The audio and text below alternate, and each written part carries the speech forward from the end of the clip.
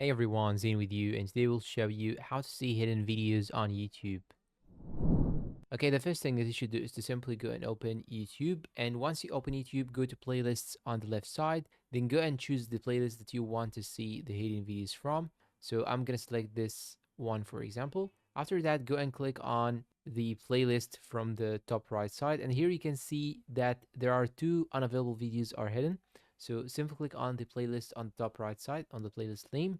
Once you click on the playlist name, you can see here all the videos inside the playlist, and here it tells you that two unavailable videos are hidden.